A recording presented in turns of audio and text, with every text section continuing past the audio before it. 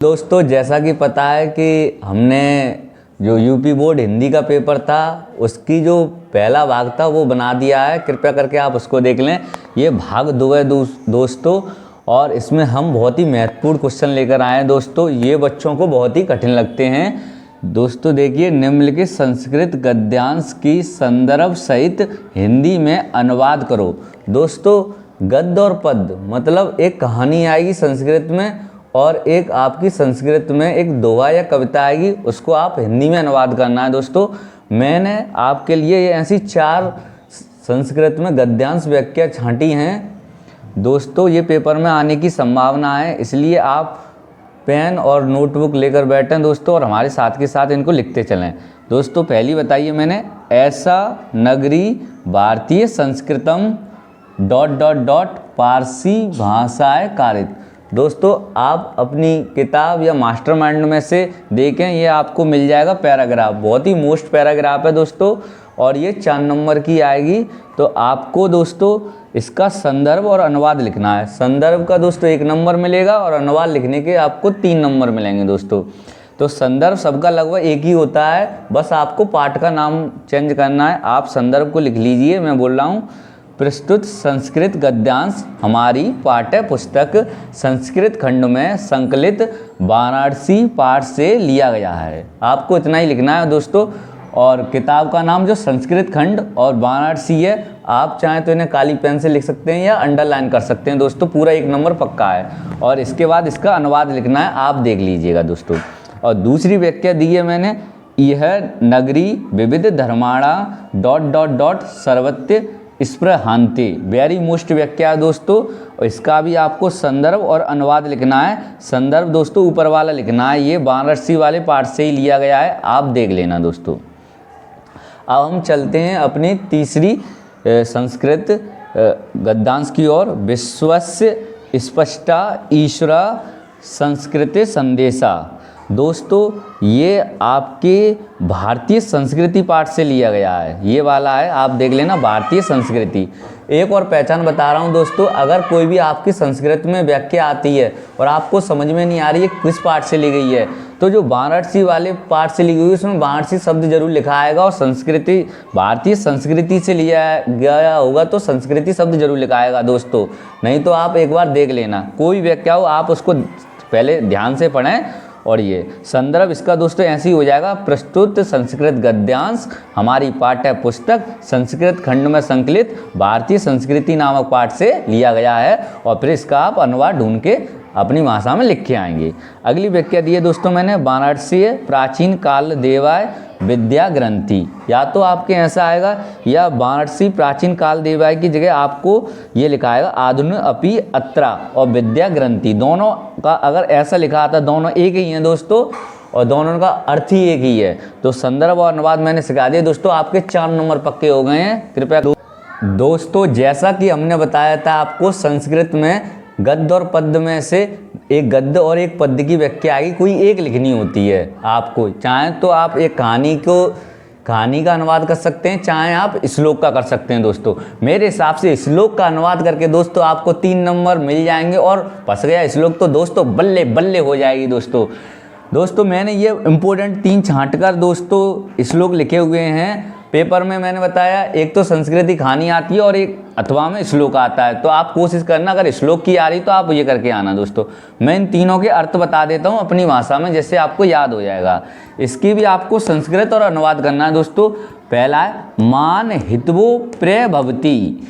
इसका मतलब होता है दोस्तों, जो व्यक्ति अपना अभिमान त्याग देता है वो सबका प्रिय हो जाता है। क्रोध हितवो ना सोचती, और जो व्यक्ति अपना क्रोध त्याग देता है उसको कोई शौक नहीं होता है, वो दुखी नहीं रहता है।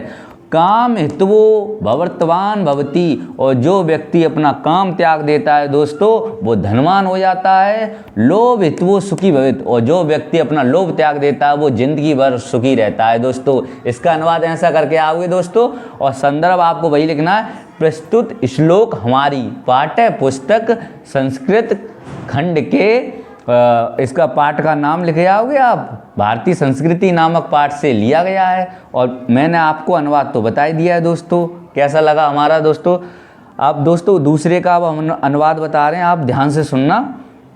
आपको वैसे श्लोकी करके आना है। सर्वे भवन्तु सुखिना, सभी व्यक्ति सुखी रहें। सर्वे भवन्तु निरामय, कोई व्यक्ति संसार में दुखी ना हो। सर्वे भद्राणि पश्यन्तु, सब व्यक्तियों का कल्याण हो। कश्चित् दुख भागयेत्, और सभी से दुख दूर भाग जाए। दोस्तों इसका अर्थ समझ में आ गया। दोस्तों आप अपनी कॉपी में नोट करते जाएं जो मैं बता रहा हूँ। और दोस्तों संदर्भ तो वही लिखना जो अभी हमने सिखाया था, 2 लाइन का है। और ये तीसरा है, इसका सुनो। सात प्रवस्तो मित्र्या भार्यम, साथ चलने वाले का मित्र प्रवासी होता है।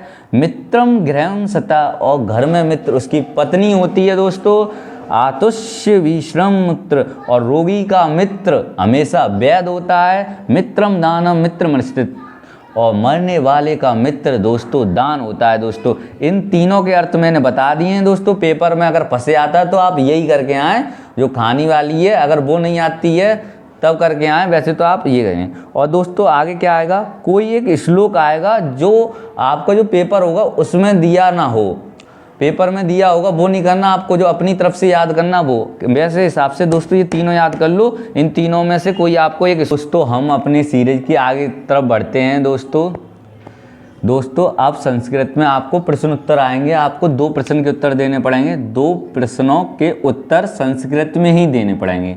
मैंने यहाँ पे आपको 6 इंपॉर्टेंट क्वेश्चन लिखे हैं जिसमें आपको 2 फंसने के चांस हैं दोस्तों, और ये आपके 2 नंबर के आते हैं। दोस्तों पहला क्वेश्चन कौन सा है, चंद्रशेखरम शुभपितम नाम अकथयत। चंद्रशेखर नामक पार्ट में से आपको एक क्वेश्चन पक्का मिलना है। दूसरा है दोस्तों पुरुराज का आसित। आप इनकी कृपया करके आंसर मास्टरमाइंड या बुक से आप ढूंढ सकते हैं। दोस्तों मैंने क्वेश्चन लिखे हैं। और तीसरा विंदा गुरुत्रा भूमि। हमारा चौथा क्वेश्चन है वीर कैन पूज्यते, इसका आंसर है वीर वीरेण पूज्यते। और दोस्तों अगला क्वेश्चन है वाराणसी किमर्था प्रसिद्धा, वाराणसी क्यों प्रसिद्ध है। दोस्तों मैंने यहाँ पे 6 क्वेश्चन लिखे हैं संस्कृत के, आपको पेपर में 3 या 4 आते हैं, आपको 2 करने होते हैं, तो आप 6 के 6 उतार के इनके उत्तर भी देख लेना और 2 करके आना। दोस्तों अगला है हमारा, आपको परिभाषा आएंगी 2-2 नंबर की, जैसे करुण रस अथवा आश्रस की परिभाषा उदाहरण सहित लिखनी है आपको। दोस्तों करुण रस और आश्रस की आपको परिभाषा उदाहरण सहित लिख के आओगे। परिभाषा का 1 नंबर है और 1 नंबर उदाहरण उसका है।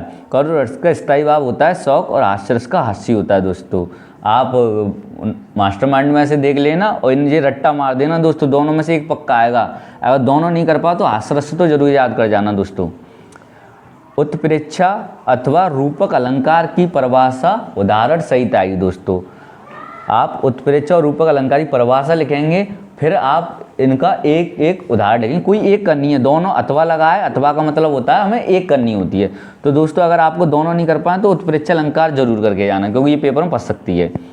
सौटा अथवा रौला की परिभाषा उदाहरण सहित दो, इसमें भी दोस्तों ये भी 2 नंबर का आएगा। सौटा और रौला में आपको एक ही करना है, क्योंकि इसमें अथवा लगाए।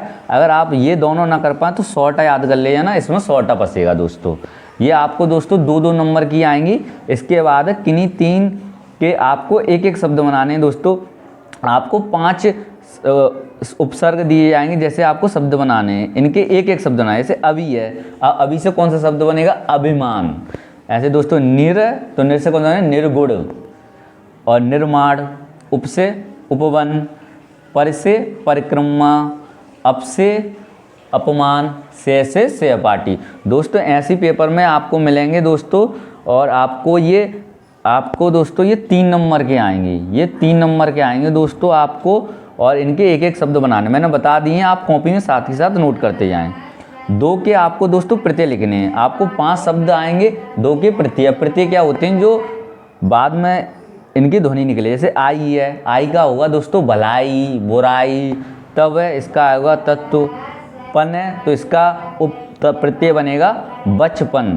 ता है तो ऐसा कोई शब्द देखो जहाँ ता है, पीछे ता आना चाहिए। महानता, हट है घबराहट बनावट, वाय तो ऐसा हमें कोई शब्द देखना है बाय। ठीक है दोस्तों, ऐसे आपको प्रत्यय बनाने हैं। पूरा फंडामेंटल आपको समझ में आ गया होगा। और मैं जैसे तैयारी करा रहा हूँ दोस्तों, हमारे साथ साथ तैयारी करते जाओ। बताओ कैसा लग रहा है दोस्तों, आपकी दोस्तों बहुत हेल्प हो रही है। धन्यवाद।